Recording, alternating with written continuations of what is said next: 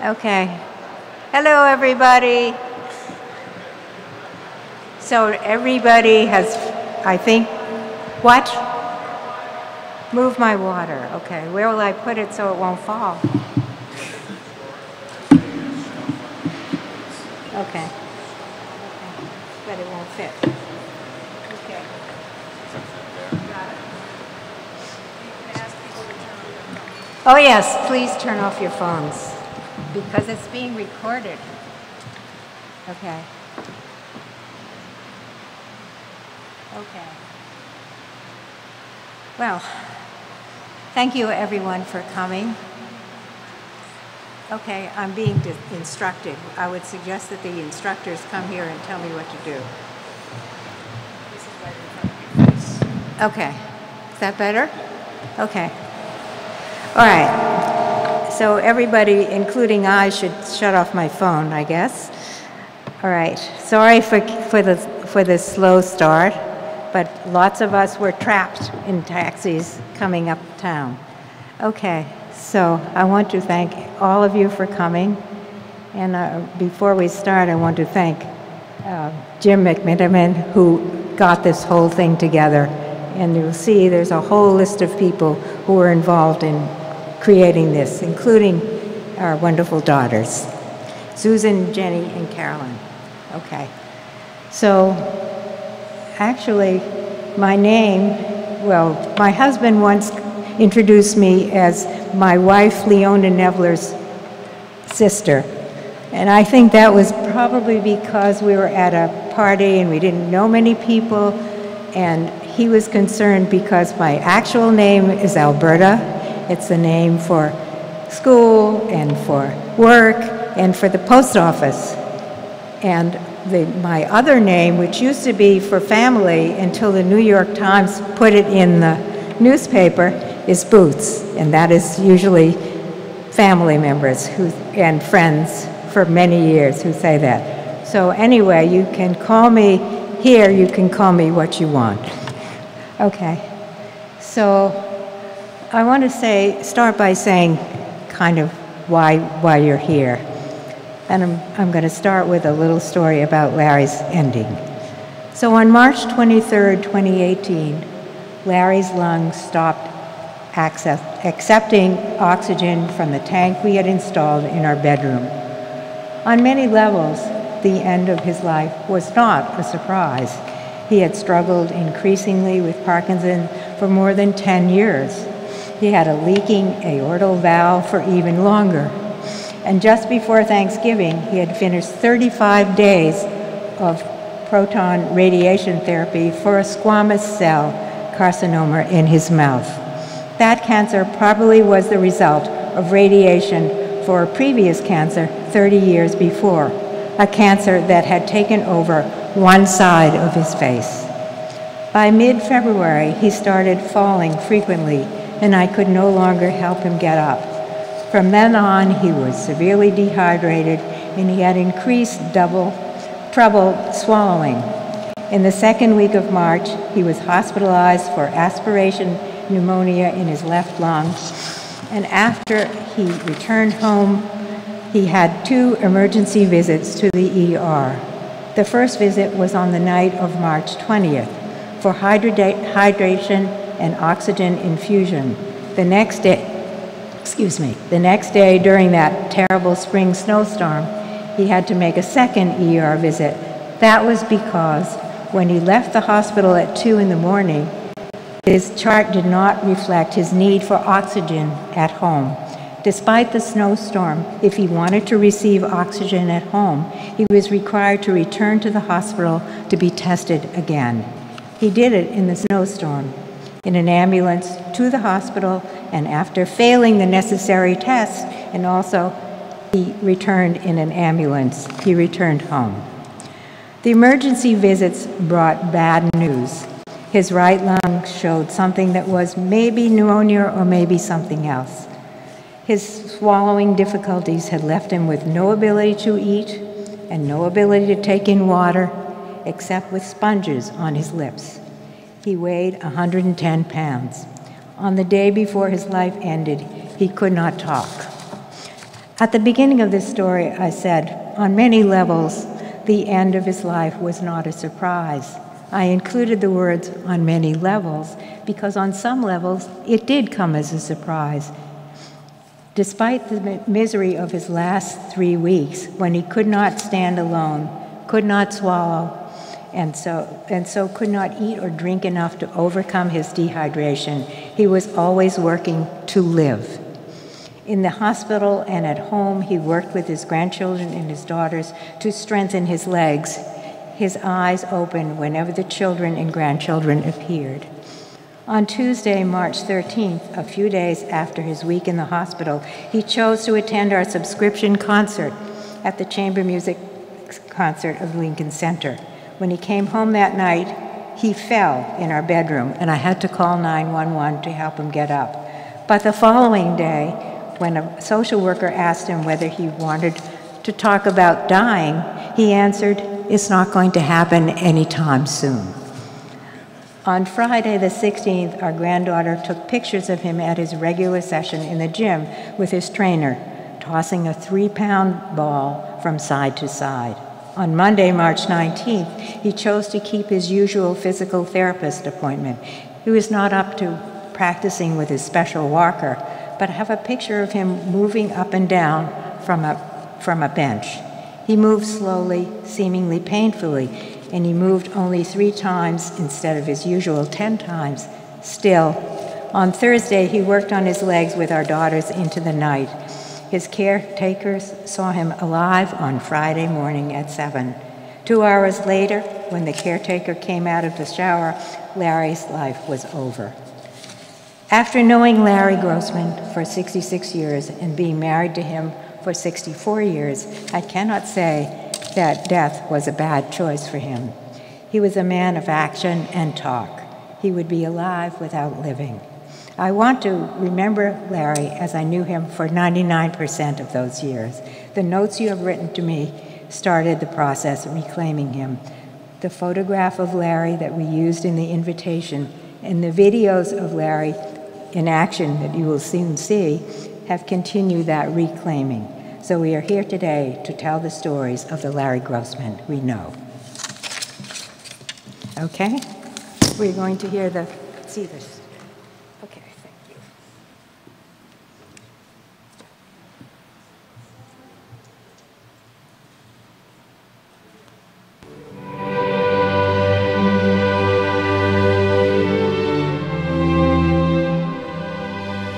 The secret to successful leadership is having a goal and being able to articulate it and persuade others that that's the way to go. And being able to articulate it. Larry Grossman was always ahead of his time.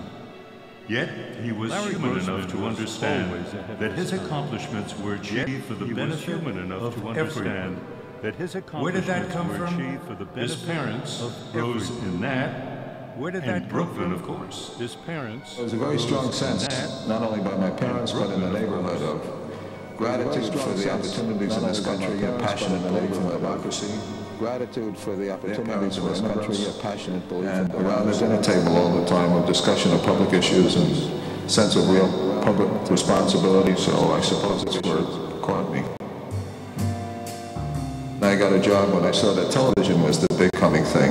At CBS, when I had just started an advertising and promotion department. And every week I'd go up to Fred Friendly and Ed Morrow and ask for a job in news, and they'd me down. And then I went over to NBC to head advertising. And I had an idea to open a company that would concentrate doing the kinds of things that I knew about: promotion, advertising, commercials, productions, for public affairs and for politics and for media clients. The first person who called me was Fred Friendly, the former president of CBS News, and he was pushing the whole new idea of public television.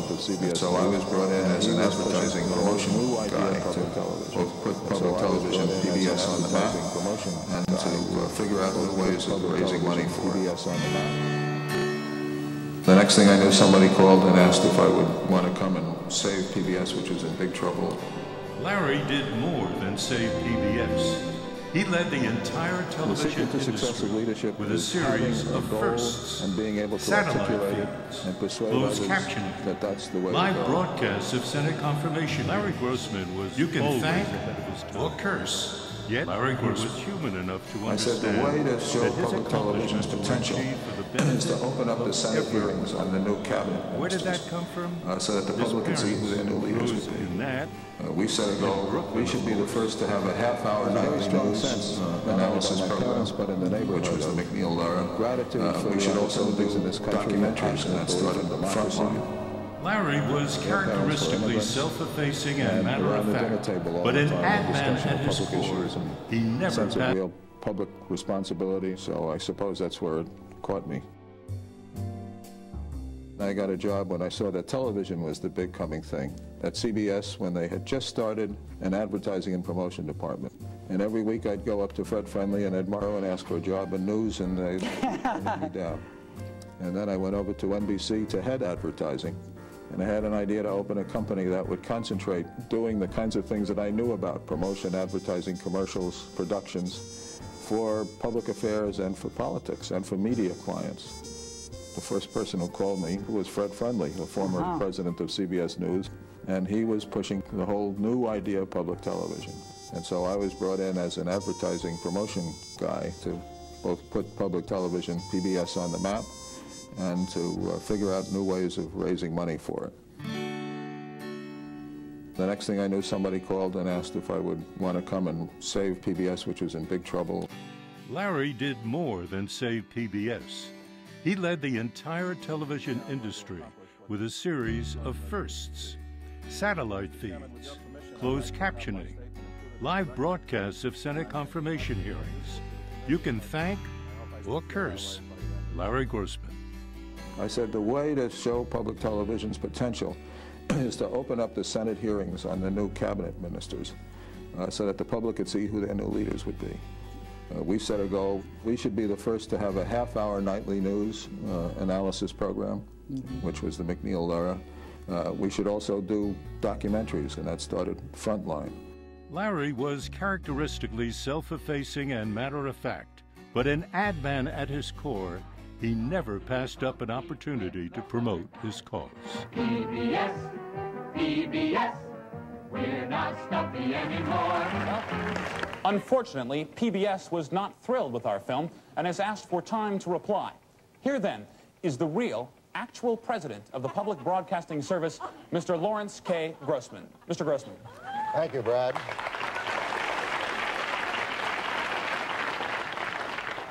I came here to protest Saturday Night Live's outrageous claim that PBS is not stuffy anymore. The false charge that PBS is moving away from stuffiness has seriously damaged the unique image that public television's been nurturing for years. We demand a retraction and an apology from Saturday Night Live. We could also use some money.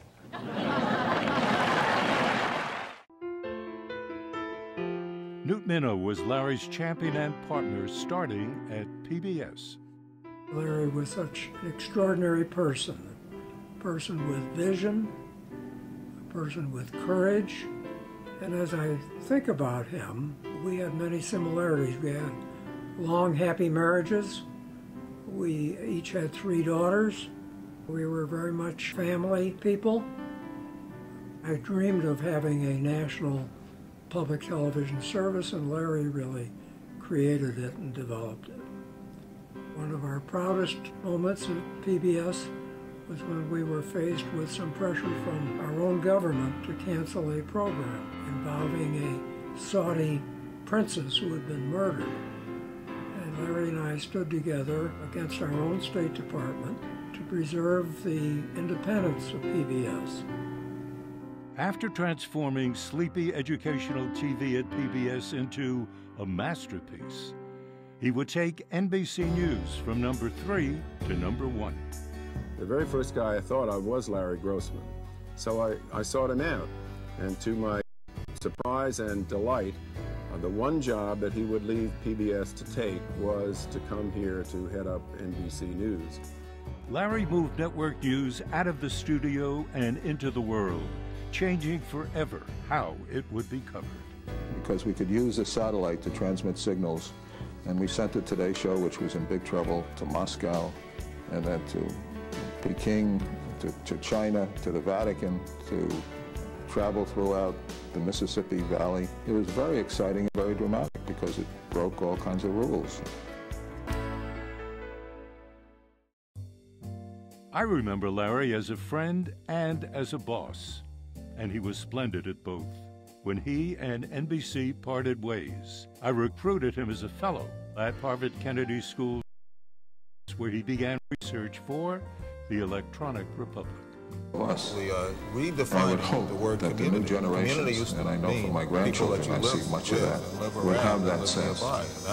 Focus on education and focus on how to use these new technologies, not just to buy things and not just to entertain yourself, but to improve yourself and to learn things and to be curious about the world. What you need is a passionate caring and curiosity about the world. And then you'll be all right. And if you had that passionate curiosity and caring, Nearly then you a can handle quarter anything. century ago, Larry warned about other populist trends. I worry a lot about the public dialogue that in many ways has deteriorated because of this need to go out all or nothing. Everything is black and white. There are no shades, no nuances. And I think we have to watch out for that. But he was always at heart an optimist. We worked together on another project with the major American foundations to adapt education to using the internet and new technologies. And we managed to get a bill through Congress, which is not an easy thing to do, which created an institution which exists. If you're not hearing me very well, just raise your hand and I'll adjust the Visionary, mic, pioneer, or myself. Sage, Larry was all three.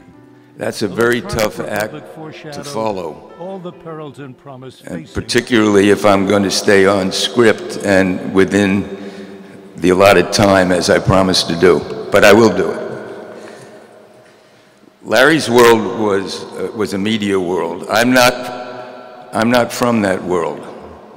So I propose to talk about Larry as my close friend, someone who was my friend for 83 years.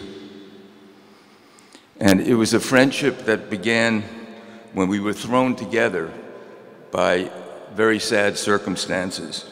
Larry's mother and mine, the two Roses, as they were called, had been best friends since high school. His biological father, Nat Kugelmass, was a brilliant lawyer. Tragically, he died of cancer when Larry and I were 3. It was during the depths of the Depression, and the two Roses decided it would make sense to consolidate households. They found a small house in Bensonhurst, Brooklyn, and all of us moved in. The house had a 3rd-floor attic with 2 tiny rooms, one of which was assigned to each of us. Because the attic was separated from the rest of the house, we were quickly able to develop the little confidences and connections, ones that would end up binding us together strongly for life. My mother was a teacher. Larry's was a school administrator, which probably gave them a sense of empowerment to start us on a home learning program to complement whatever we were doing in school. Aided by flashcards that they prepared, Larry and I took our first steps together toward mastering the 3 R's. While our mothers were messing around with flashcards, the two of us were developing more important aspects of our relationship, like learning to be respectful of and to trust one another, to be proud of one another and to protect one another, and eventually to share a lot of the same interests. I tended to be the mischief maker, recipient of inevitable penalties. Larry was the peacemaker, always there to plead my case to the parent who had handed down the sentence.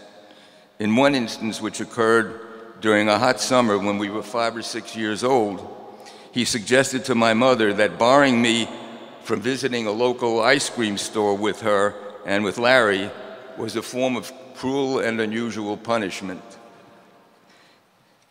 As I recall, it didn't help, though. Happily for Rose, after 3 or 4 years of living together, she remarried, and Larry and I were separated. Rose's new husband, also a Nat, was Nat Grossman. They moved into their own home, started a Grossman family, and added 2 more wonderful sons, Dan and Richard. The second Nat was also a lawyer, as well as an extremely gifted chess player. He became a major intellectual influence on Larry and trained him, as well as Dan and Richard, to think independently and critically and to support their thoughts with knowledge. In an era when reading was something that could occupy a significant part of a young boy's life, Nat was always coming up with great recommendations. It was he who introduced Larry to Charles Beard's Studies of the American Revolution, to a wonderful author of books about the settling of America's West, whose author was Joseph Altsheler, and also to the classic sports stories of Ring Lardner, including his great moral tale about Alibi Ike. Despite Nat's influence, Larry's occasional development didn't exactly follow a straight line. In fact, there was a time when it sort of ran off at a right angle. When he was getting ready to enroll in high school, Larry met some new friends. They told him they were applying to Brooklyn Tech, which was as good as it gets in science and technology. Despite having no interest in science or technology, at least not at that time, and probably in order to retain his incipient friendships, Larry decided to take a shot at the entrance exam for Tech. To everyone's surprise, he was one of the select few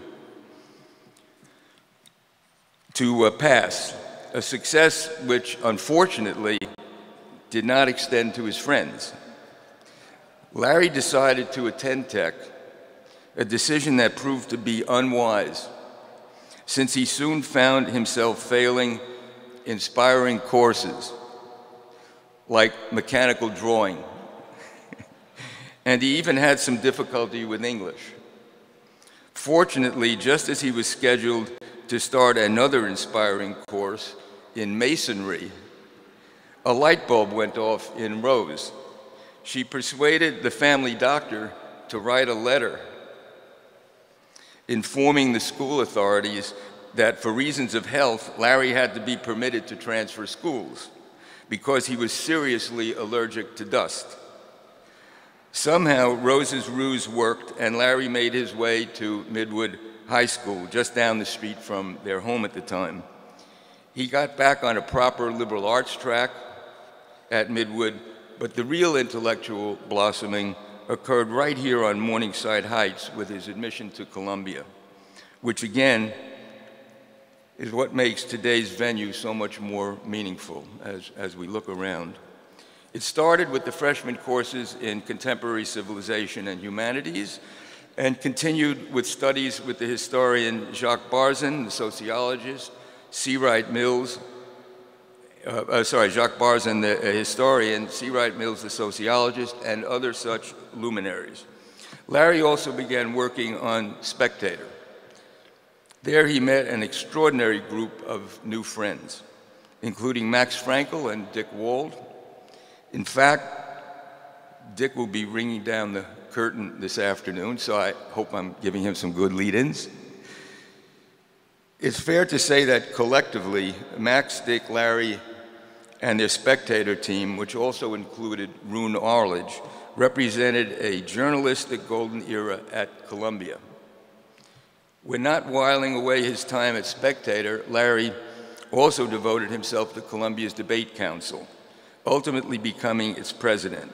Of course, he was a brilliant debater, but I confess that my principal memory of Larry and debating was the night of Columbia versus Oxford at the English-speaking Union, where he showed up in the requisite black tie gear, all rented, but sporting an unrented pair of yellow socks that beamed brightly at the audience like a pair of headlights. The good news, though, was that Columbia still won the debate. Following college, Larry enrolled at Harvard Law School, probably with the expectation of following in the legal tradition of the two Nats. Despite having recorded brilliant scores in his LSATs, a year in Cambridge convinced him to decide that the law should best be left to others. Whereupon he departed, but not empty-handed, since Radcliffe had offered the opportunity to meet Boots, not Alberta, but Boots, who soon became his wife. They left Cambridge for New York in June of 1953, commenced raising what ultimately became a wonderful, almost biblical family, 3 beautiful daughters, their husbands, grandkids, and great-grandkids. And Larry embarked upon his extraordinary career. From my perch, both as an observer and as someone who discussed these things with him many times over the years, there were 2 lodestars that always guided Larry, not only in his executive decisions, but also post-NBC, in his writings and in the visionary project that he undertook. One, of course, was the First Amendment, with its protection of freedom of expression. The other was what Larry saw as virtually a reciprocal of the First Amendment. That was the necessity for the public to know and to have better access to the information it needed to know, because he believed an informed and active citizenry is the primary bulwark of the Republic. Guided by these lodestars, Larry turned his life into a rare and remarkable journey. As his friend for virtually all of it, I feel extraordinarily lucky to have been part of the ride. Thank you.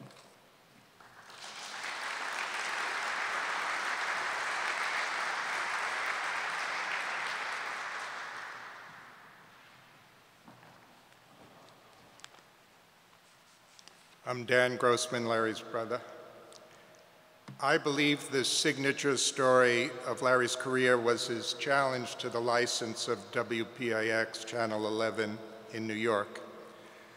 Because this extraordinary battle took place almost 50 years ago, I'm not sure that even Larry's daughters, and certainly not his grandchildren, know enough of this story. The law has now been changed, but originally the FCC would license companies for television channels, requiring them to broadcast in the public interest. And if you did not broadcast sufficiently in the public interest, the license could be taken away after 3 years and given to someone else who would better broadcast in the public interest. In practice, taking away a major television license never happened. These licenses, worth hundreds of millions of dollars even then, were generally held by very powerful and politically influential companies. WPIX was licensed to the Tribune Company, owner of the Chicago Tribune. For many years of the 20th century, the newspaper with the largest circulation and largest advertising revenue in the entire country. They also owned highly profitable WGN television station in Chicago. WGN stood for the legend of the Chicago Tribune, world's greatest newspaper, and they owned the Daily News in New York. The Tribune Company had an interesting and controversial history. It was led from the 20s up through much of the 50s by Colonel Robert McCormick, a founder of the American First Committee, and he and the Tribune were the most virulent opponents of FDR and of the country's entry into World War II. By 1969, the Tribune Company had become more conventionally corporate. but Larry felt WPIX was doing a pitifully weak job in news and even was in some ways dishonest in its news coverage. So Larry came up with the idea of challenging the license for WPIX and asking that Channel 11 be instead awarded to a company that I, a kid just a couple of years out of law school, structured and formed for Larry, called Forum Communications, Inc. Larry's small advertising company at the time was a risky enough venture. If our mother, Rose, had known the extent of the risks Larry was taking in effect, conducting a nuclear strike against one of the most powerful and influential companies in the United States, she would have had an immediate heart attack, a real one, not a metaphorical one. Larry gathered together as shareholders of Forum a diverse group of New Yorkers: Ronnie Eldridge, Harry Belafonte, Sonny Fox, Paul Roebling of the Brooklyn Bridge family, and others who may be in this room today. Through me, Larry was able to bring on board Leon Levy, head of Oppenheimer and Company, whose memory of Colonel Parker and the Chicago Tribune prior to World War II gave great enthusiasm to his investment, and this investment was financially crucial to Forum. Larry also brought on board Mike Finkelstein, a scrappy communications lawyer who was able to, on a shoestring budget, fight the battle over many years, a shoestring budget of a few $100,000 compared to the many millions of dollars being expended by the Tribune Company. This license challenge was very much Larry, unconventional, idealistic, a little Mr. Smith Goes to Washington idealistic, and brave. I remember a savvy Wall Street investor warning Larry that starting a fight to deprive a major company of a $100 million asset and tens of millions of dollars of income would not only result in every aspect of Larry's existence being investigated and attacked, but might also result in Larry being shot and killed. Larry never hesitated. He was fearless. So what happened in the legal battle? Amazingly, Forum came very close to winning. Despite the fact that virtually every political leader in New York ran to pander to the Daily News and WPIX by testifying in WPIX's favor. Mayor Abraham Beame testified that WPIX had done an outstanding job in the public interest. After 9 years of back and forth, the FCC decided in a 4-3 decision with a very strong, bristling, long dissent that WPIX would retain its license. But to prevent an appeal to the DC Circuit Court of Appeals by Forum, at that point, the Tribune Company settled with Forum at a price that was quite profitable to the Forum shareholders. By then, Larry was reluctantly gone from Forum, having been appointed president of PBS, which created a conflict, forcing him to give up his Forum shares. I have no inside information, but it was my understanding that Fred Friendly, then head of the Ford Foundation's efforts to develop public television, and professor of journalism at Columbia, broadcast journalism, and godfather of the interconnection of public television stations, which could leading to the creation of PBS, recommended Larry and Larry only as president of PBS. And a major reason Fred Friendly did this was Larry's brave and idealistic challenge of the Channel 11 license. This led to Larry's outstanding career as president of PBS, and I believe to his next exciting role as president of NBC News.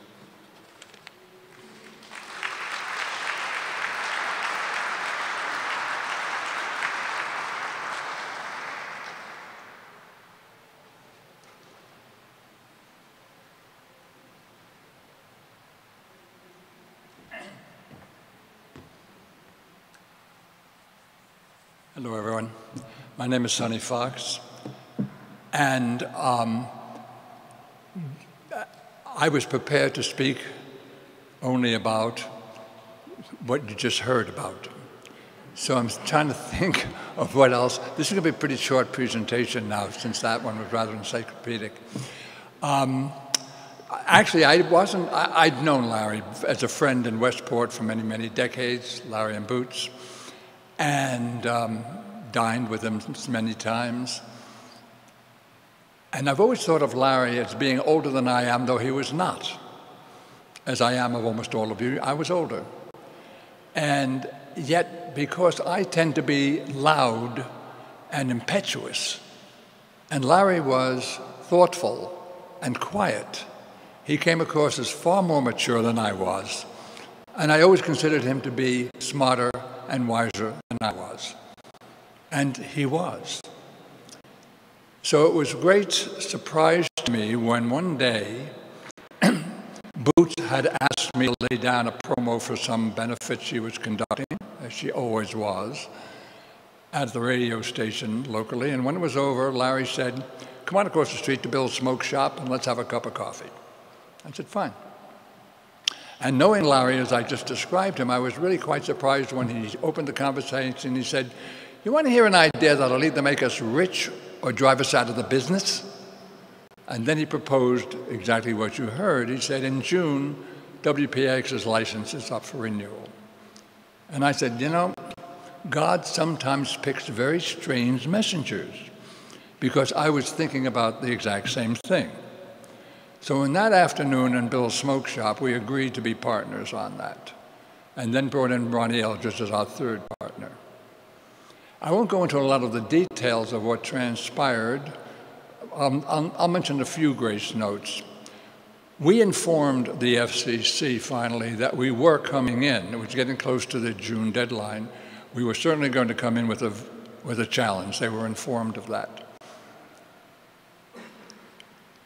About 4 weeks before the termination of that time period, lo and behold, the FCC came through with a handful of early renewals, and among them happened to be Channel 11.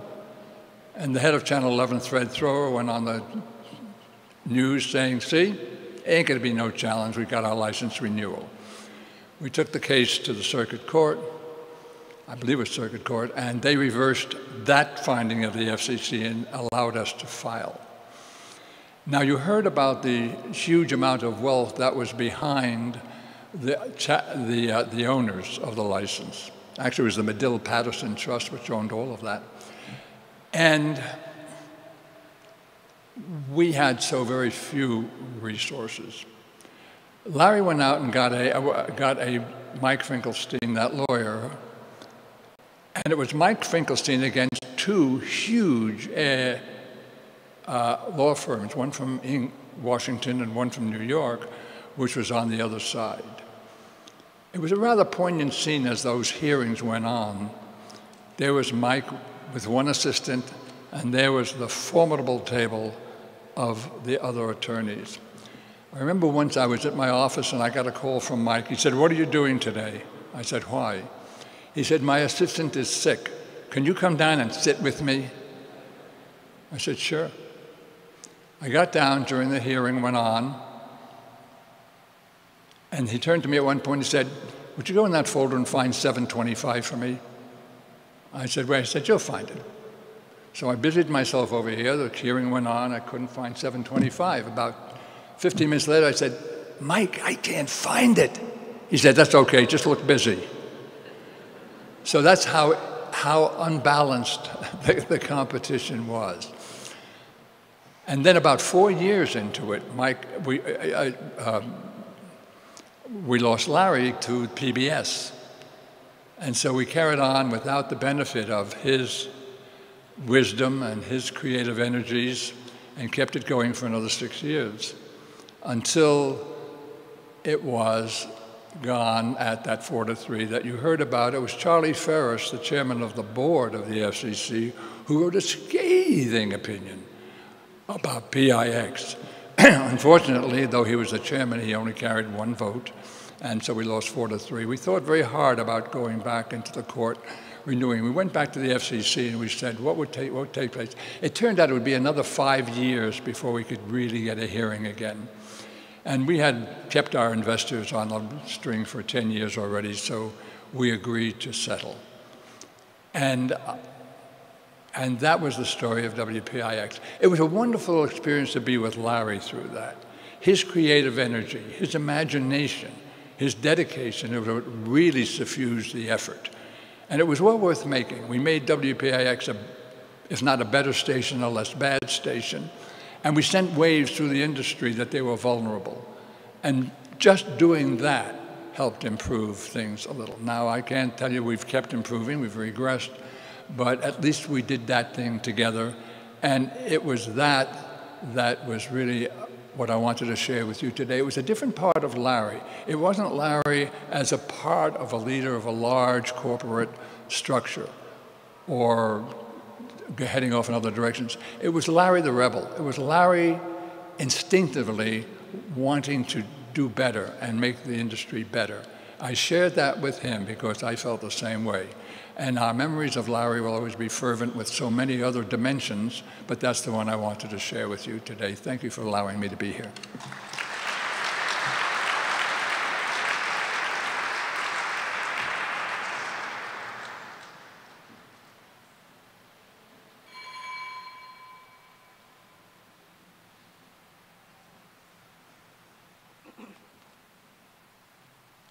Only Larry Grossman would put me behind a podium that says Columbia University. I wish my mother was here. My name is Suzanne Weil. Am I not doing this? Should I do it over? No. Okay. Thank you. My name is Suzanne Weil. I went to PBS as the director of Arts and Humanities Programming. I somehow magically became the senior vice president for programming, one of Larry's more mysterious decisions. I'm pleased there was a reference to the death of a princess.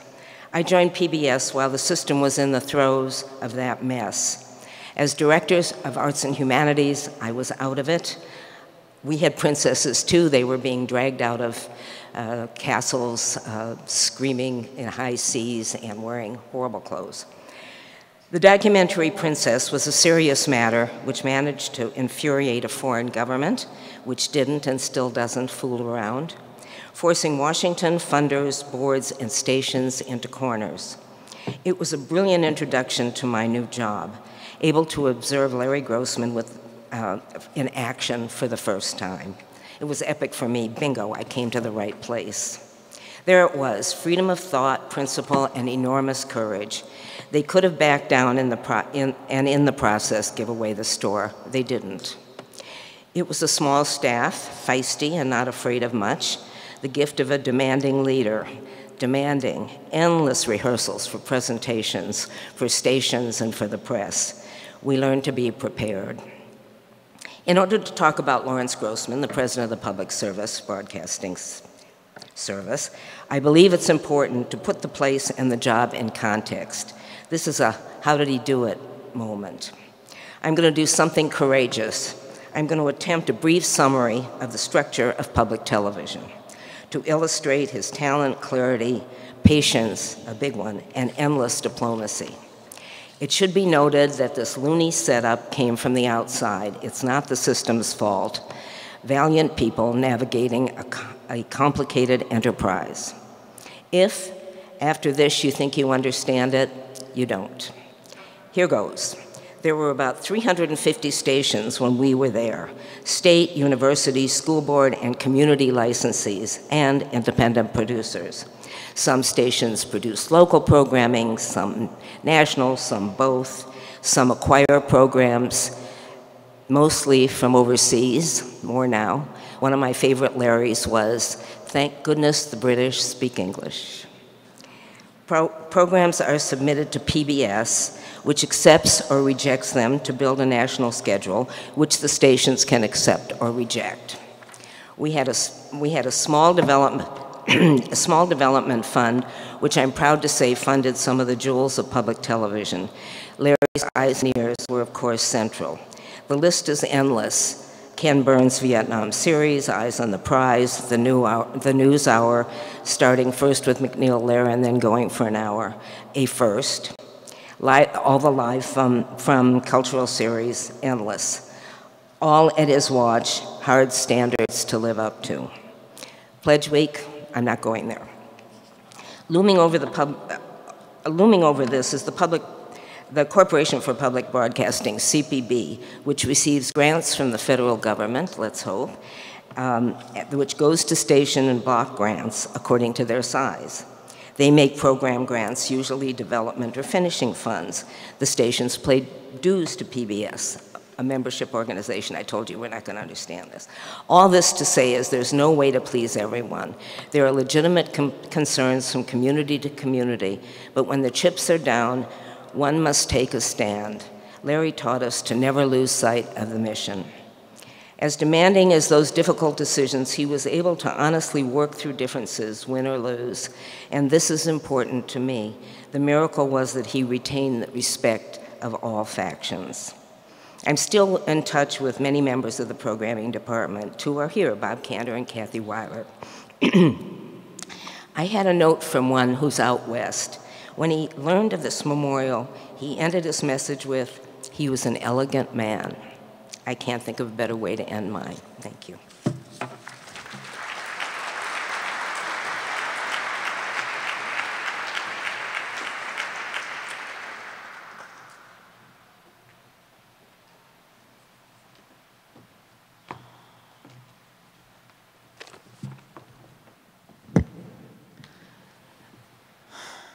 My name is Susan Grossman. I'm Larry Grossman's eldest daughter.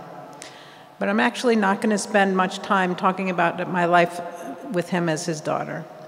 There's raking leaves in the backyard, his soda antics at birthday parties, his teaching me to drive, agreeing to do so without resistance when I was 15, earlier than authorized, in his station car, an old manual transmission wood-paneled Jeep.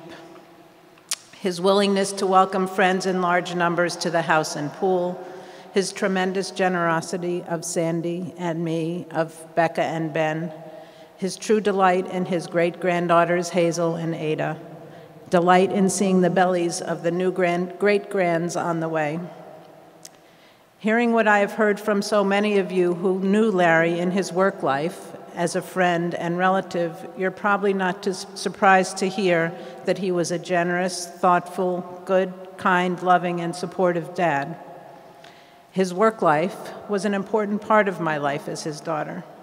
I was always impressed by and proud of what I knew of him at work. Though perhaps my earliest glimpse of his real power was when I got to meet Captain Kangaroo, I also remember Grandma Rose quelling that he was NBC's youngest vice president, his battle to take over WPIX from the bad guys, his presidency of PBS. I do think I had mixed feelings about Rebecca spending time with him with President Reagan. On the other hand, I was thrilled that he was willing to put on his stuffiest suit and rebut Saturday Night Live's making fun of CBS, his presidency of NBC, and maybe the most lasting and important, the digital promise. I've spent a lot of time with Dad and Mom, particularly in the past few years, particularly to try to give back some of the support as Dad and they dealt with the most recent load of crap that his body threw at him. And with all that, his strength and outlook were remarkable, muscling through Parkinson's and the most recent cancer and treatment, never complaining, always looking forward. We never talked much about how he felt about all of that. When we did, I'm sure he would have said something like, "It's not such a big deal, much less than others have to cope with." Maybe it was a year ago that I came upon the pages of a book that he had started. It was reading the preface that gave me a glimpse of his reactions. It starts at Montefiore Medical Center, where Dad's Aunt Shirley was an internist. Here are a few excerpts. On March 1990, I entered Montefiore to be treated for an unusual form of cancer. My disease had been misdiagnosed 3 years earlier by pathologists at Yale. By the time I came to Montefiore, the tumor had invaded the whole inside of my cheek and taken over the right side of my face. In the spring and summer, 3 operations largely restored the right side of my face. By the time the Montefiore team had finished with me, the most visible consequences of their work were a large scar leaving me with a rather raffish look, the loss of half of my beard, prompting me to shave off the other half in order not to look too eccentric, and the disappearance of my smile. I also lost my ability to whistle, not a small handicap when trying to hail a cab in New York. During the 11 days that I spent at Montefiore recuperating from that first operation, those relatively benign results, that's a true Larryism, did not seem possible. But the surgery itself was not the only source of my discomfort. I wondered whether my years in television were over. I had only recently started a brand new working life.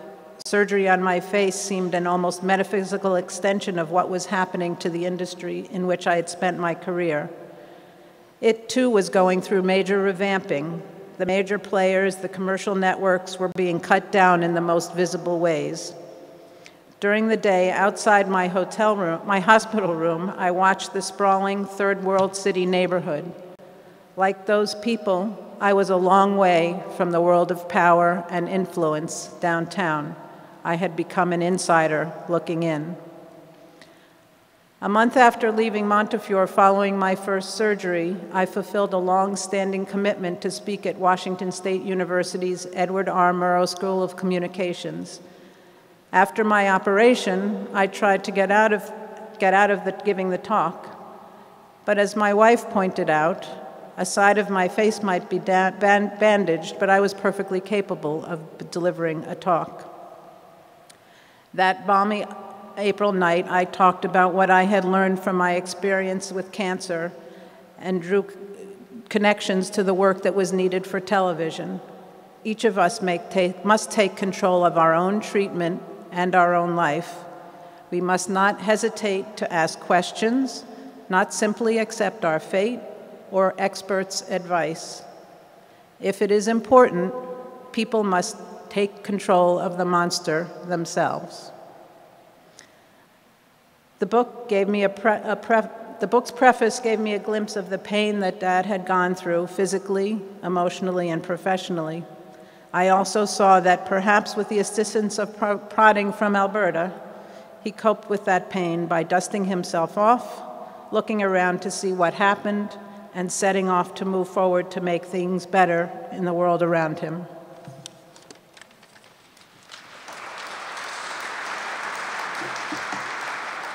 I'm Jenny Peltz, the middle daughter. Sorry. We've all been hearing and reading notes from so many of Dad's friends and colleagues. They all have the same theme. He was the nicest, kindest person to be with and work with. They learned so much from him and were the beneficiary of his wisdom. That really doesn't surprise me at all, since I think I certainly benefited from what he and Mom taught me and Susan and Carolyn. He was always such a supportive dad, grandfather, and even great-grandfather. We always had such great times. I remember taking turns with my sisters going to the Knicks games in New York City because he had season tickets. That's when the Knicks were really good. I especially remember one time when we went to the game, the same day we were going to Long Island to Rosenat's before a Seder. We were late because of the game, but we told him it was because of the traffic. Some of the greatest memories of when I was young was how he kept everybody entertained at my birthday parties. He would go around the dining room table serving soda. You asked for orange soda, and he would start to pour you ginger ale. And just before the soda hit the bottle, all the kids in the room would say, "No, she wanted orange soda." He just wanted to have fun. Some more memories. He made the best sandwiches for me for school lunches with the leftovers from the great dinners that Mom had made. No PB&J for me. It was roast beef sandwich on rye. All of my friends wanted to trade and were really jealous. Always in tennis whites on weekends, going to Longshore to play and teaching us when we were young. He loved to play and keep doing tennis, even though his knees were getting bad. Teaching me how to drive instead of taking driver's ed. He would do all of this even after commuting every day back and forth on the train from Westport to New York City and back. Dad never or rarely complained. That certainly was true when he was sick. He was always a trooper and wouldn't give up. That's something I always remember.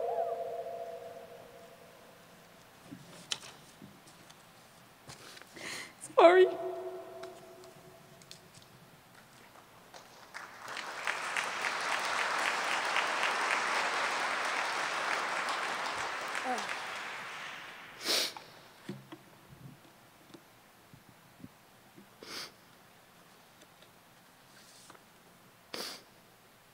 Hi, Care.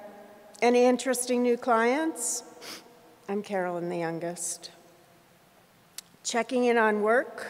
That was typically the first thing Dad would do as I'd kiss him hello after driving from Boston around 9:45-ish, just as Mom was serving dinner.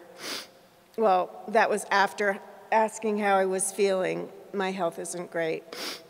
He always had that cowering dog look about him when he asked, "Do I lie? All better?" No, wouldn't work, but damn, he wished it were so. The idea of illness terrified him when it came to his girls or anyone he loved, himself too, really. How's the money supply? You guys okay? I'm a communications and public affairs consultant. Good at the work part, not so much the billing part. And the projects I'm drawn to most are the pro bono ones, but money is not an issue. I was young during the LKG days, but I remember legendary stories of public service campaigns working for only losing political candidates. The infamous black handprint sent in the mail to a bigwig client who never paid his bills. It worked. Some of my favorite childhood memories include taking the train with Dad to the Channon building, getting to color in the great Herb Lubalin's studio, Dad asking my opinion, which of Herb's designs did I like best. It was a comfort to Dad when I partnered in business with Joel, Six Sigma engineer, co-conspirator in his Take Care of Carolyn camp. After what did the doctor say, new projects need money? It was always, doing any painting, sculpture? No? Come on, Care, that's a shame. Now that was exasperating. He was also on my case for staying up all night working. I'm my mother's daughter in that regard. I deliberately don't do art because once I start, I can't stop. A pitchman always, Larry Grossman was relentless and effective. After Dad finished his 35 rounds of radiation, he wore me down. My muse, his favorite photograph of his great-granddaughters, Ada and Hazel, are perched atop the oven in Gaga Boots and Larry's Westport kitchen, each holding a bag of cookies, challenging the viewer in a Singer-Sargent-like stare. That led to 2 more done for the Charles River Community Health. I'm on the board. Those were directly Dad inspires. inspired. Dad had traveled to the Philippines, his client, the Ministry of Health. He came back with custom-made pants. The stripes went around the circumference of his legs instead of up and down. The project goal was to get mothers to change behavior, long-standing customs about what to feed or not feed their babies. Dad used a popular soap opera to spread the word. I took a page from his playbook. My works are based off of 2009 photos I took at a lead screening event at minor league baseball games with lead poisoning prevention messages mixed in. Joel and I are both appointed members of the Mass Department of Public Health Clinical Lab Advisory Committee. In March, the members, mostly MD, PhDs, and laboratorians, voted me, a BA art history major, to be its next chair, kind of a big deal. Dad was in Norwalk Hospital. Joel drove me down from Boston right after the meeting. It was evening when I got there. He was in tough shape, badly dehydrated, eyes closed. It was unclear how much he was taking in. I kissed him hello, told him my news. "That's terrific, Care. I'm so proud of you," he whispered. He opened his eyes and looked at me. "Are you doing any art?" I was ready for him this time. "Yes," I said. I let him know Hazel and Ada are staring down the community room of our new health center in Waltham. Strikeout Lead Newark is the centerpiece of Waltham's clinical space, and Strikeout Lead Camden hangs in our Alston Brighton facility. I showed him on my phone. He could not have been more thrilled. Mom and Dad and our family's three-generation fund have supported Charles River. About half our patients are uninsured, and most are immigrants or refugees, and we've been hard hit since the election. We had an amazing dad. He did important things, knew really famous people, although he never did meet George Washington or Abe Lincoln. I asked him that when I was little and was a little puzzled that he seemed upset. People who do great things for the world sometimes are assholes to the one they love, not my dad. I got this text from Beth Fooey the morning he died. He was a great man and a lovely man. I'll never forget how welcoming he and your mom were to me during our high school years. Got lots of notes like that. We all did. Thank you, Dad. Sucks you're gone. You would have enjoyed this a lot.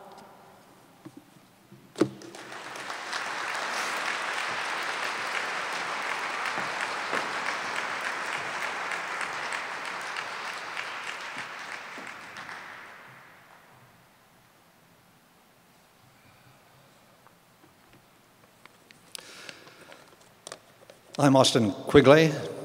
I have been a member of the faculty here at Columbia for more than 20 years, and for 14 of those years I served as Dean of Columbia College, and it was during those 14 years that I got to know Larry so very well.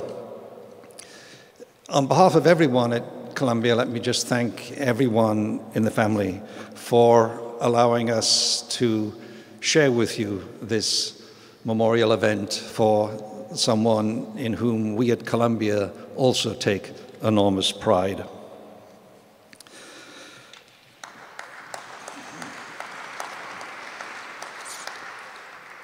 I want to echo Mark's comment earlier that this building and this room in particular is a very, very appropriate place to celebrate Larry's life. For more than 100 years, this room has hosted events to honor people of great distinction from around the nation and around the world. But none more appropriately, perhaps, than Larry, whose distinguished life was always, amongst other things, a Columbia life, and not just because he was an undergraduate here.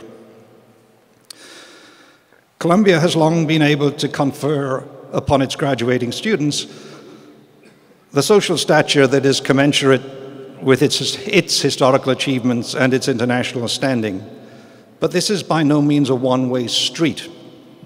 As its graduating students go on to make major achievements of their own in every field of human endeavor, the success of those alumni contributes further to Columbia's historical standing and educational and renown to indeed the legacy that it can hand on to future students. There are few graduating classes that have conferred upon alma mater such transferred distinction as the class to which Larry belonged, the legendary class of 1952. Together, a small group of men from that class dominated for a generation the nation's communications media, and their innovations continue to this day to influence the public life of the nation. But Larry has left his mark upon this institution in his own particular ways that I would like to reflect on for a moment. Even during the years when his family and professional career required his full and devoted attention, Larry stayed closely involved with his college and his classmates. For most of the 14 years that I was dean of the college, for example, Larry served on the college's board of visitors. That board is the dean's chief source of strategic advice and public consultation in planning the future of the college. I thus got to know Larry very well, as this, as is often the case in the history of Columbia, was a time of fairly radical and fairly controversial renewal of what we thought we were doing and why.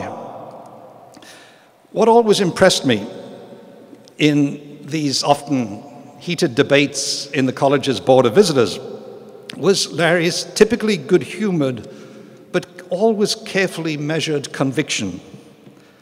He was repeatedly, I noted, a man who knew how to command a room even when everyone was dealing with the most contentious of issues. This I found remarkable and always felt I should try in my own impoverished way to emulate, without, I should say, a great deal of success. Two examples, however, will serve to characterize the importance of what he was able to say and do in these years on the Board of Visitors. Though financial aid to needy students seems like an evident good thing, it is also a very, very expensive policy. And at times of budgetary crises, which tend to recur, it inevitably comes up for review one more time. Remembering his own youthful experience of nurturing large ambitions in little rooms, Larry always supported efforts to make the Columbia experience through financial aid available to those who could not otherwise afford to come here. And he directed a considerable proportion of his own financial resources to that important goal. But establishing the compelling and persuasive picture was what mattered at that time. Financial aid, he would argue, benefits both the students who receive it and those who do not. The excellence of the education the college provides depends in significant part upon its inclusiveness, upon the wide range of voices that it brings to bear, upon intellectual inquiry and social exchange. In these big picture terms that he brought once more to everybody's attention, the inclusiveness of the student body is not just a desirable option, but an institutional and educational necessity. The second example of his big picture wisdom and his capacity to distill complicated issues into 2 or 3 fine phrases was when a particularly controversial speaker was invited to speak on campus. This sparked the kind of controversy that was as intense then as it is now, not least amongst the college's Board of Visitors, who had some significant say in these matters.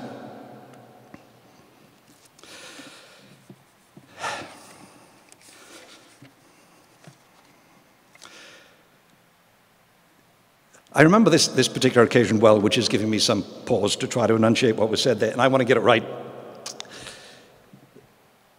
When Larry took his turn to speak, and you can see how well I remember it, he summarized with his characteristic authority the basic principle at issue.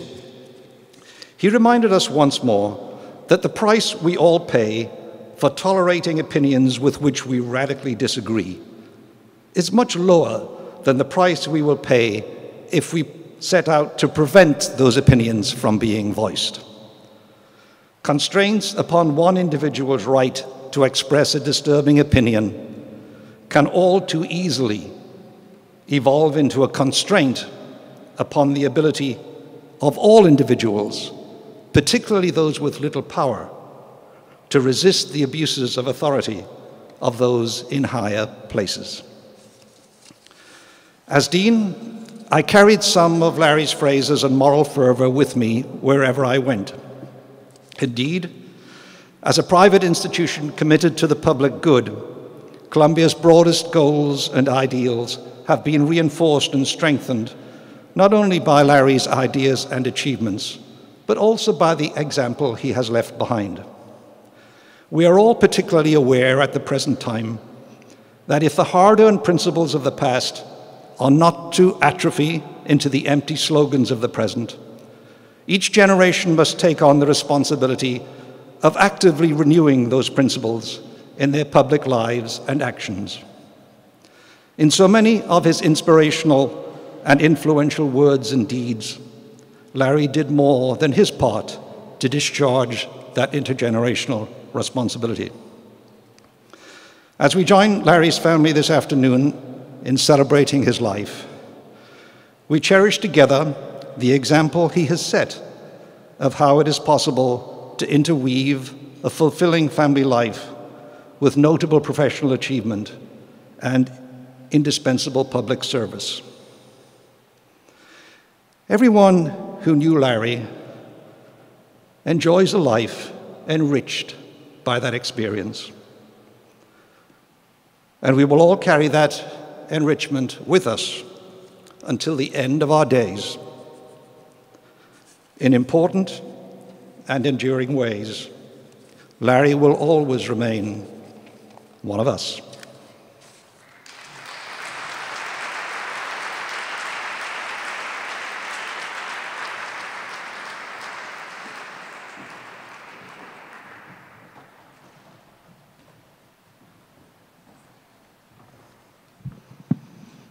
Can't quite reach over my belly. Excuse me.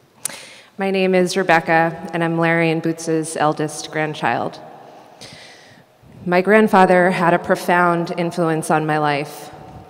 This is in part because of the life he created for himself. We all know the amazing career he had and the mark he left on this country and the world through his work.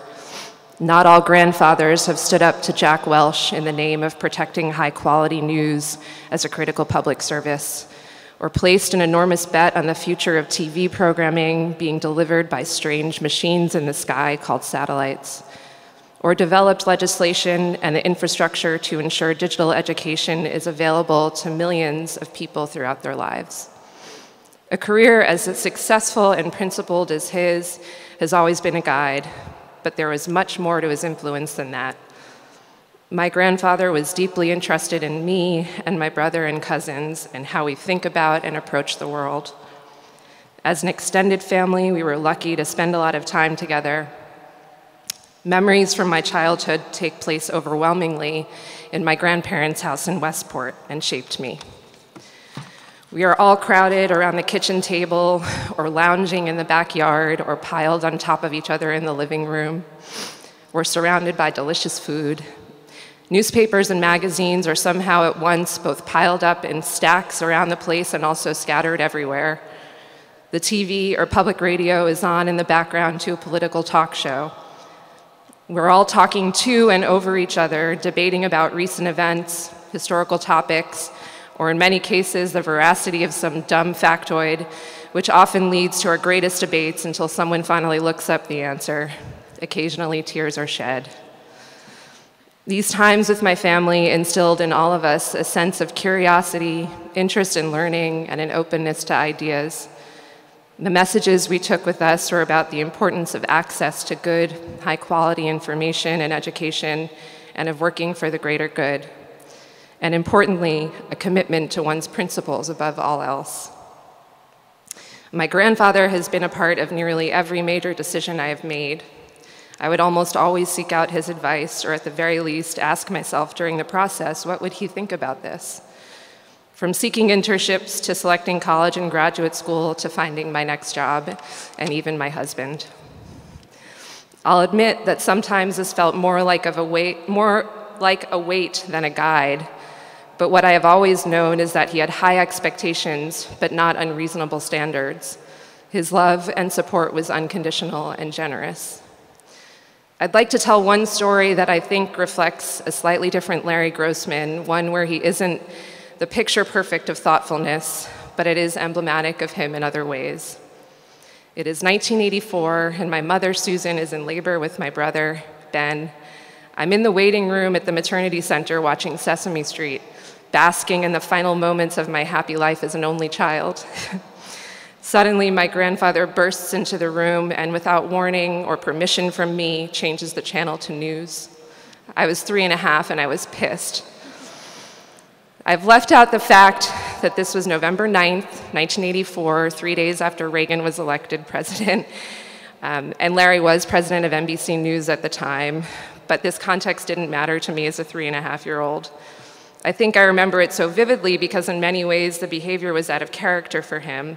He was normally exceedingly kind and generous, especially with his grandkids.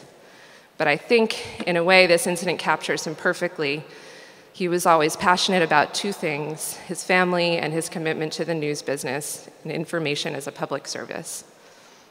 I don't think it is an accident that I've ended up making my career in news. It wasn't part of any grand plan, but I joined NPR right after college, thanks in large part to a door my grandfather opened, and haven't left news media since. Our mutual interest in the business of news gave us a lot to talk about, and I was lucky to have a deep, prescient expert to consult on tough questions I wrestled with at work. Even as he got farther away from the specifics of today's issues plaguing the industry, he always wanted to talk about them and could easily keep up with the complicated and nuanced challenges created by technologies and platforms, and also often had great ideas about dealing with them. In the months since he's been gone, I've missed his counsel. And I miss him deeply. I feel his absence all the time, but he is with me as much as he ever was, in my head as I make tough decisions at work and in life, in my heart as I spend time with my family and my gorgeous troop of cousins. I see him in my daughter Hazel's smile, and all of these things gave me great comfort, as he always did.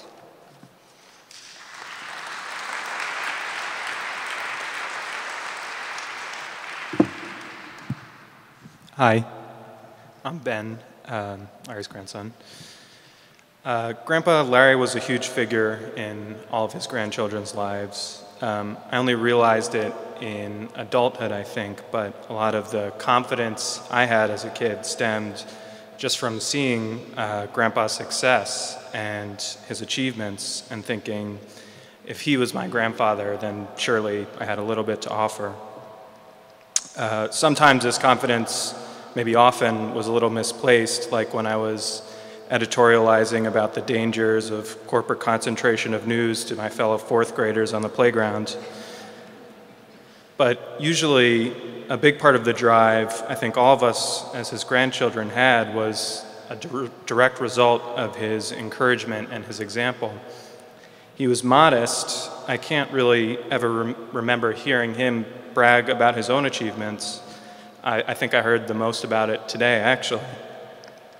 But he was never shy in vocalizing his support for us or to push us to pursue excellence.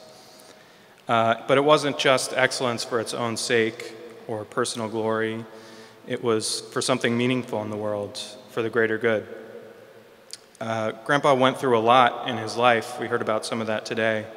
The loss of his father, cancer, which left him with an entirely different face, Parkinson's, Jack Welch.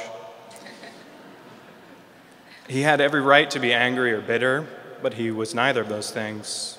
I remember I was quite young when Grandpa had cancer, but the first time I saw him was after a surgery. My parents warned me that he would look different, worried that I might be afraid. But unless you'd been told about these traumas, as I was, you would never have known it from his demeanor. He was optimistic and upbeat and curious and encouraging until the very end. And I'll always be thankful to him and to our grandmother for instilling these values in their daughters and in us. And I only hope to live up to them and to be that example for my kids.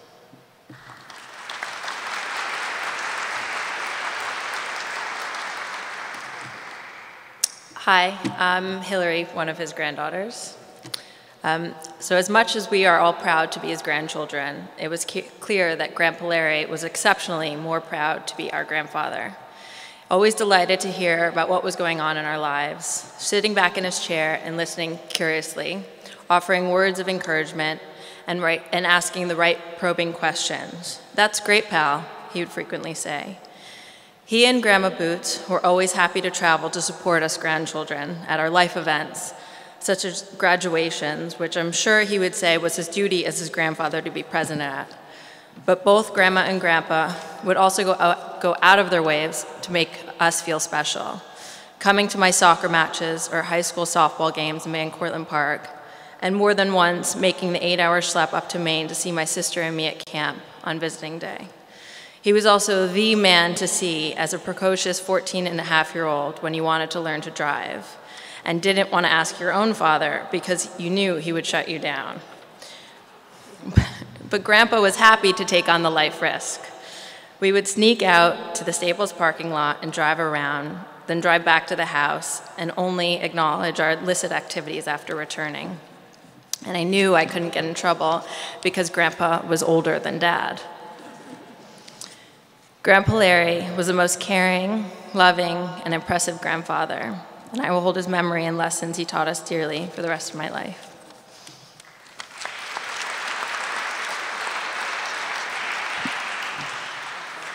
Hi, I'm Allie, the youngest grandchild, Jenny's daughter.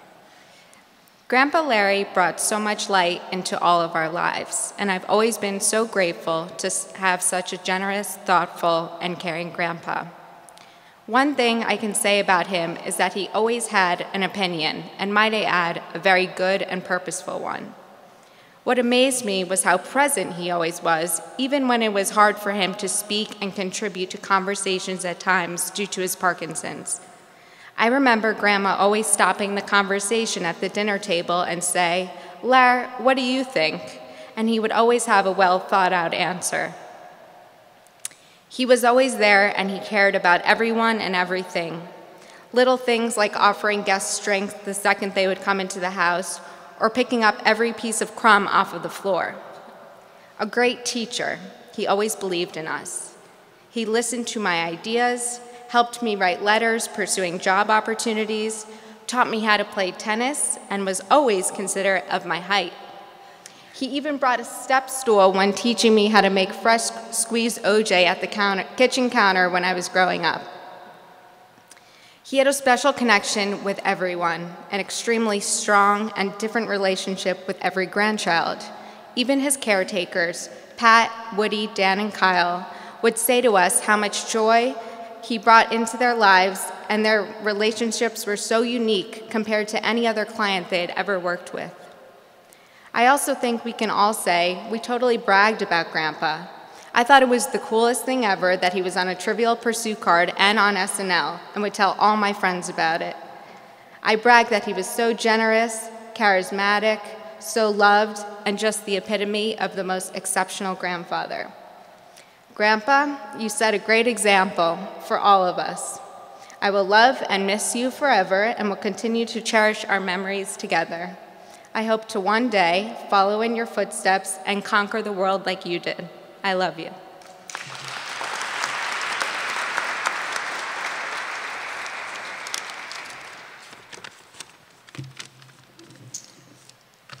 I thought because of the setting, I would talk about going to Columbia because my grandfather was very excited about that. He lived to help other people, but he was also keenly aware that some help is unhelpful. This is a lesson he learned from his brief tenures at Brooklyn Tech and Harvard Law, as you've heard before. When I applied to Columbia, he didn't ask to read my application and was careful to give me the trust and space to figure out what I wanted to say on my own. After I was accepted, he organized a lunch with a group of his impressive peers, as you've also heard about, from school to reminisce and strategize about what I wanted to do in college and afterward. I didn't find out for another year that he had quietly arranged and submitted several additional letters of recommendation on my behalf. This is who he was, a firm hand with a soft touch. It's an example I try best to follow.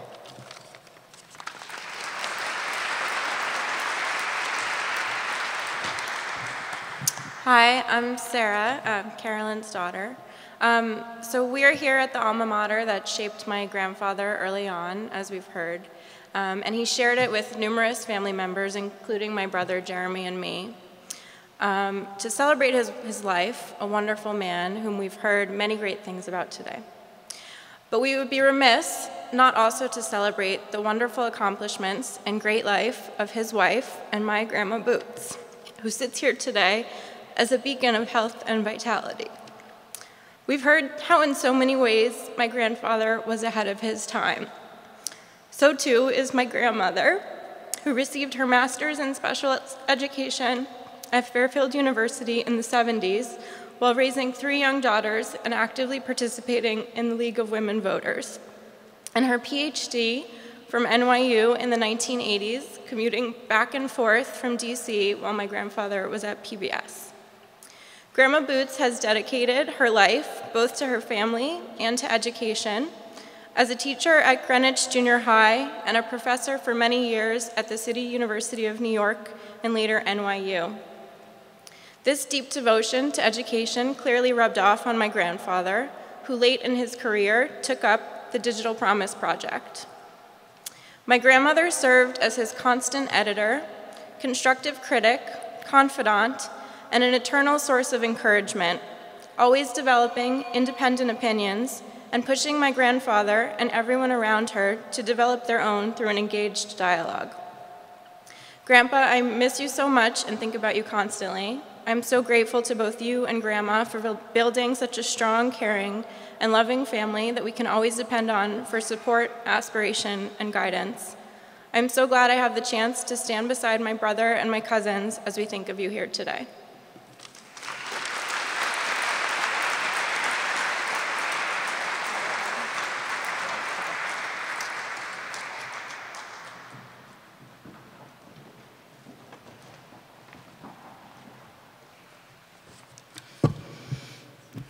Hello, I'm so happy to be here.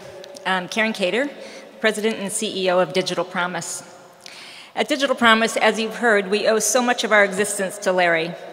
He was a true visionary, and he embodied our mission to spur innovation in order to provide the best possible learning environments and opportunities for all Americans through powerful media, technologies, all the time grounded in research. I met Larry in 2010, soon after I began my post at the U.S. Department of Education. He, along with his colleague Ann Murphy, visited often, probably weekly, seemed like. They were deeply committed to ensuring a successful launch of Digital Promise, an entity which had been authorized by Congress as part of the 2008 Higher Education Act, as you heard from Newt Minow. For close to a dozen years prior, Larry and his colleagues had designed this idea and then championed to pursue this vision to fulfill the promise of the digital and internet age. And specifically, the idea was, just as we set aside public lands in the Land Grant Act to support higher education for all Americans, the idea was to set aside dollars from the sale of spectrum to support online education for all Americans. As Larry and Ann mentored me throughout the process of launching Digital Promise, I learned much about the role of government, what you can, can't do, how to move around things more nimbly. But much more importantly, I learned the power inherent in passion, perseverance, and deep experience. With an initial board of directors appointed by the then U.S. Secretary of Education, Arne Duncan, President Barack Obama formally launched Digital Promise in September of 2011, and Larry was, till the end, an integral part of the inaugural board. The last time I saw Larry was when Alberta accompanied him from their home in Connecticut to Washington, D.C. And although his voice was not strong, each time he spoke, everyone listened carefully. What he shared represented not only a depth of understanding of the complex issues, but also powerful encouragement for this, his passion project, perhaps his capstone project, and I felt encouragement for myself personally. Digital Promise would not have come to fruition without Larry's vision, born of his lifelong career in media. Larry knew that when everyone has access, when everyone participates, and when everyone learns, we all benefit from a more engaged, informed, and just society. Required reading for new employees is the speech that Larry gave to the National Coalition of Independent Scholars in 2015, which was carefully constructed, probably with some editing and support from those in this room. It was called A Personal Journey Through the New Digital Media Landscape. We're forever grateful for his tenacity and unwavering support, and will seek to carry forward his powerful vision, seeking to fulfill the promise and ensure that all Americans have the opportunity to gain access to lifelong learning and career opportunities. We deeply miss his wisdom and his passion and his advocacy. I can only imagine how much you, his family, and close friends miss him. My deepest sympathy to you, and my deepest gratitude for a life of purpose exceedingly well lived. Thank you.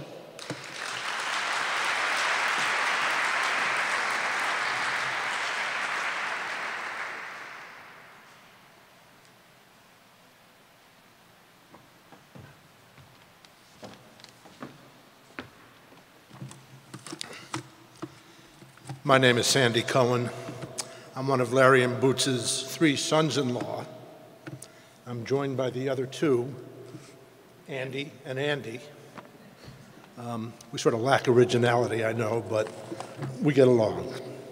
The last time I was in this building was in 1983, when Larry received from the Alumni Association a John Jay Award for Distinguished Professional Achievement.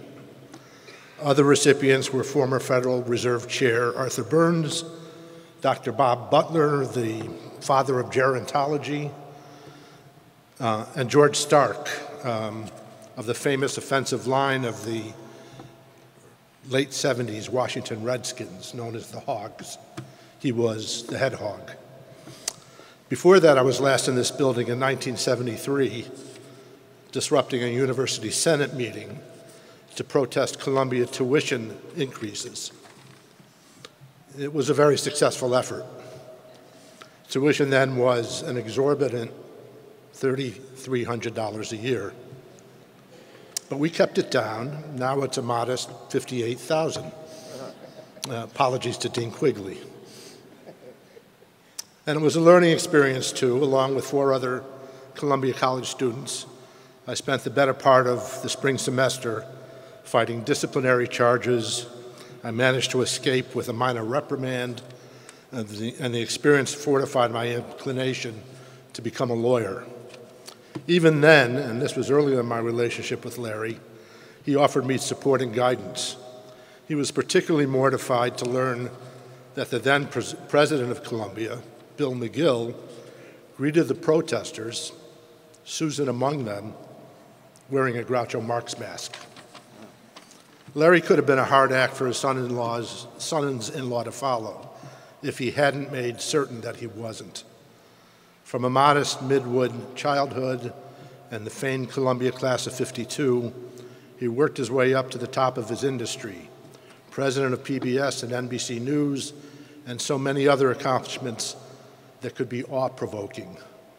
Now, more than occasionally, the success worked well for his sons-in-law, like when he was able to get us World Series tickets through NBC to see the Mets vanquish the hated Red Sox, or when he and Boots helped us to buy our houses. Larry was smart, knowledgeable, thoughtful. He was fair. He was public-minded. He was a good schmoozer and a good storyteller. We often didn't agree on the important issues of the day, but there was a never-ending, wide-ranging, passionate discussion about the issues whenever the family assembled. and there could be as many as 25 or 30 of us competing to be heard. Larry, who was an accomplished debater, always set his skills aside so that everybody could air an opinion, and usually everybody did. Larry was forever unruffled. In the 45 years that I was around him, I never saw Larry lose his temper, even on the tennis court. Well, once early on, he sternly admonished that I was slicing tomatoes for the dinner salad the wrong way, but he did it without any rancor. At the same time, he prospered in his profession. He had a wonderful family life with a beautiful wife and 3 beautiful daughters whom he adored and who adored him. He set such a good example for me and for Andy and for Andy. Yes. Okay. I saw somebody who worked hard and with integrity at his job and succeeded and kept his family intact. He and Boots always provided support to Susan and me when we needed it and showed me what it means to be a loving parent. Larry also taught me what a good single malt scotch is. He took pride in and was attentive to his grandchildren. Numerous times he traveled to forsaken places in Brooklyn, Westchester, or Long Island to watch Rebecca lead her high school volleyball team or Ben to play one of his 3 varsity sports. He was always interested in what they were learning in school and later what they are accomplishing in their jobs. I hope that I can be half as attentive to my grandchildren as he was to his. For the last few years, Susan and I have been fortunate to be able to spend a lot of weekends with Larry and Boots in Westport. As you know and have heard today, Larry fought through a number of medical challenges in those years. He did it with great strength and dignity, rarely complaining about the physical or other obstacles he confronted. Instead, he was always interested in how we and our kids were doing. A week or 2 before he died, I went up to Westport after a Saturday round of golf in the city. Larry was by that time pretty weak and he was declining, having difficulty eating and talking. When I walked into his bedroom to say hello, the first thing that came to his mind was to ask me, "How did you do?" I was dumbstruck and wondered, and I still wonder, how did he learn to make other people feel so important? I hope someday, sooner rather than later, I learn the answer to that question.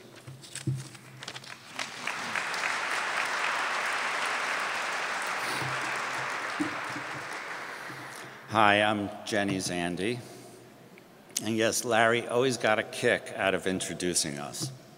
This is Sandy, Andy, and Andy. Early Larry memories for me were playing tennis with him, the 3 of us and him. He always looked sharp in his all-whites. We played doubles. We also played Canadian doubles, 2 of us against him.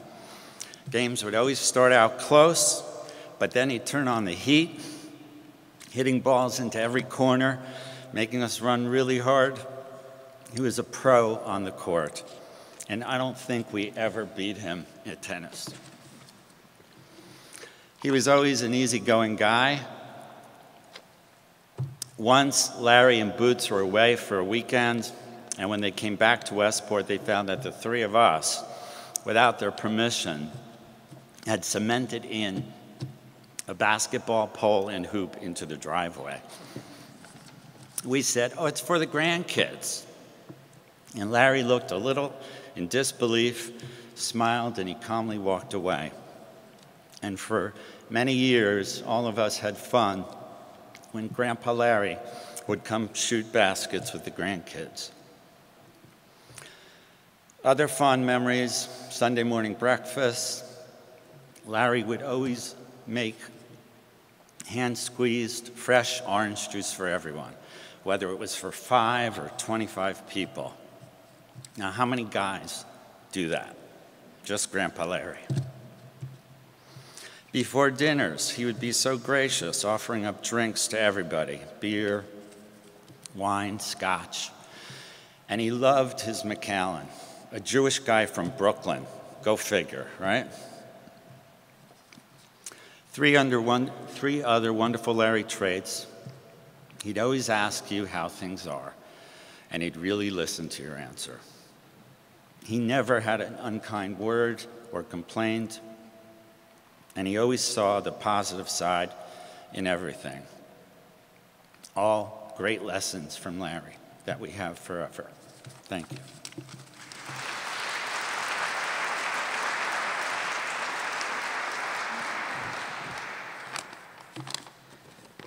Well, I guess you know by now I'm Andy, Carolyn's Andy. After having placed a seeking roommate ad in the Tufts Daily student paper, I soon found myself dating the daughter of Lawrence K. Grossman, president of PBS. I was frankly a bit apprehensive and intimidated. A few weeks after we moved into our apartment,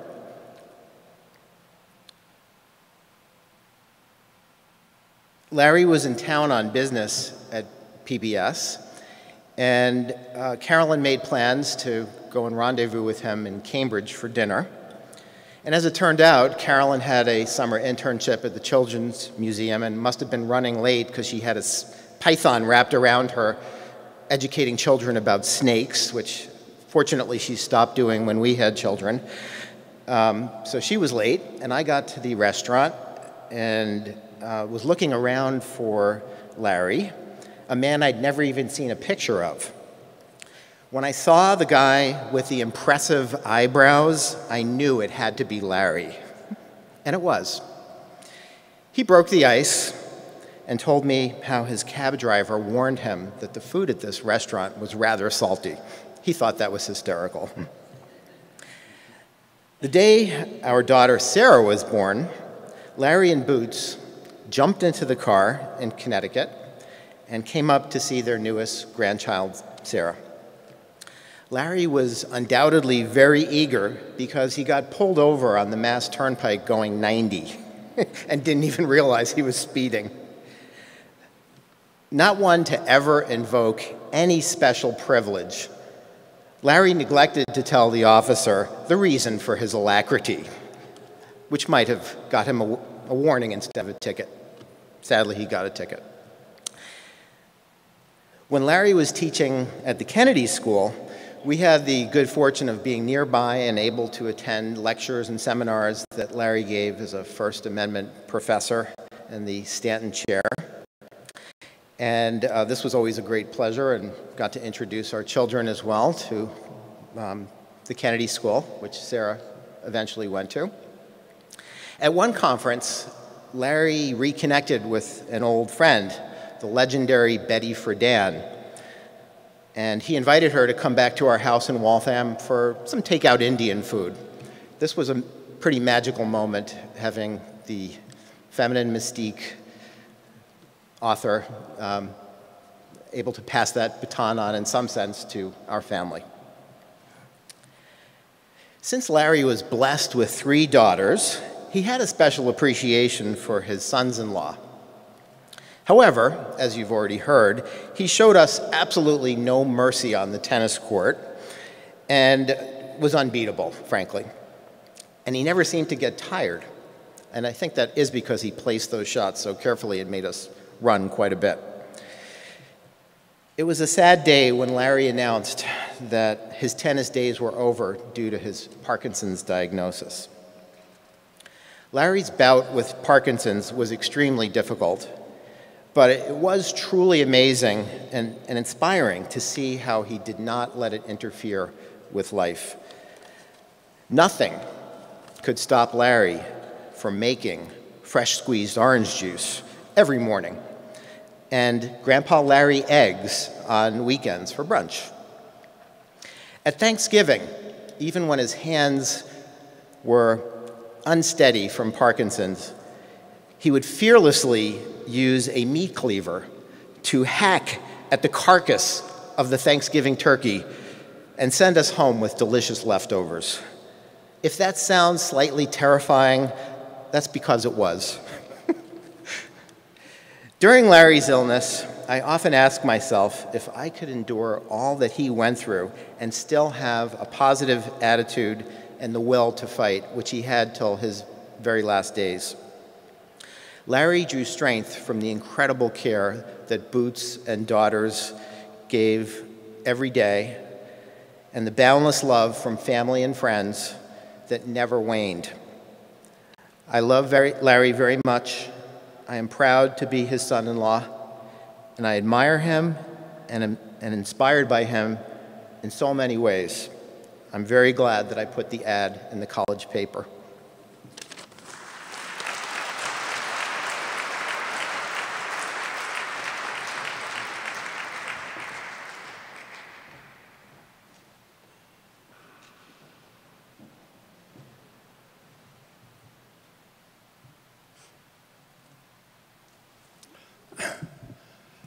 My name is Richard Wald. It takes a university to have acoustics like this. We have an engineering school, they don't know what to do about it. My life and Larry's were intertwined in many ways. We were both fired from the same job. I am the person who holds the keys to this particular kingdom. I am the person who gets to say those valuable words, in conclusion. Larry was an interesting man, but I'd like to alter slightly one of the many encomia you have heard. It happened just after the first operation for cancer, when there was a question of culpability. And I was summoned to a lawyer's office somewhere in Manhattan downtown, and the question was Larry employable? You have to understand, they had just finished some of the road work on his face, and he was swathed, for those of you who can remember Claude Rains in The Invisible Man, in bandages that went around his jaw, his face, his side, his ear. And he was sitting there, and one of the lawyers said, what would he do if he went to work for you? And I said, well, we had a job. It was an interesting thing. We were setting up for a millennial series of programs, and he would go out and drum up business for it. And the lawyer said, pointing at him, he'd be a salesman? The point being, he was all wrapped up. Who would, and he didn't get to finish it. Larry said, nobody notices this. He was not perceptive about everything. What you have heard from all these people who loved him was the mark of a man. Larry was a citizen in the old-fashioned word. He shared the action and passion of his time. He shared getting involved to make things better. At this university, we were taught that there are many paths in philosophy, but the two broad avenues are to understand those things that you cannot see and those things that you do see and understand. Plato and Aristotle. Larry was an Aristotelian. He dealt with the things you could see, the things you could make better, the things you could work with, the things that humans thought to be good.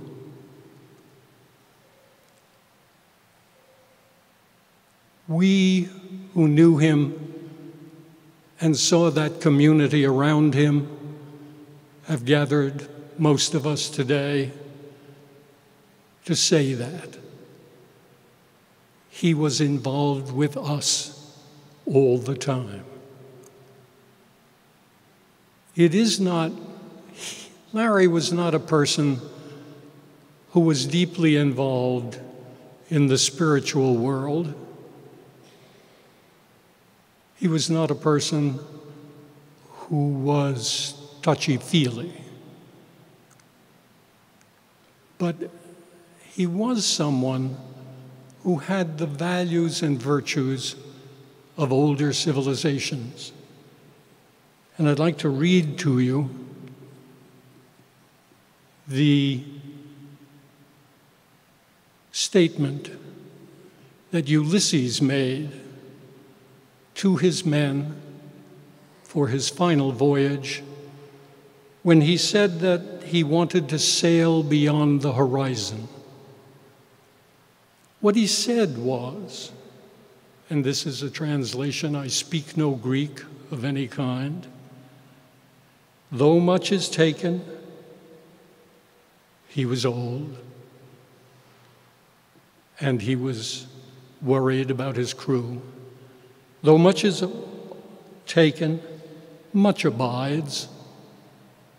And though we are not now that strength which in old days moved earth and heavens, that which we are, we are.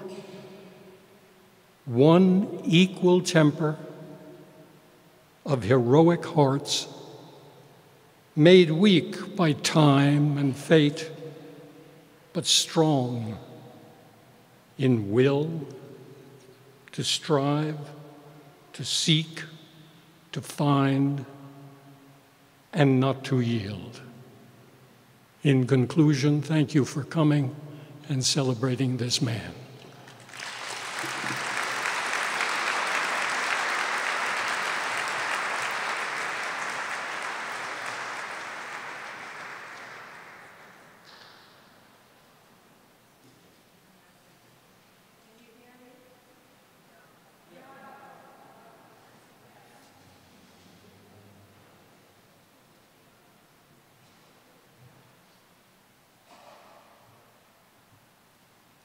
I want to say thank you again.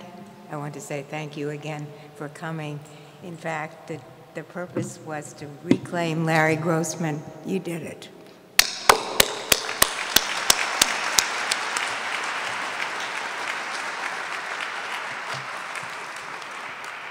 And we hope everybody will stay and join us for a reception. It's here in this room.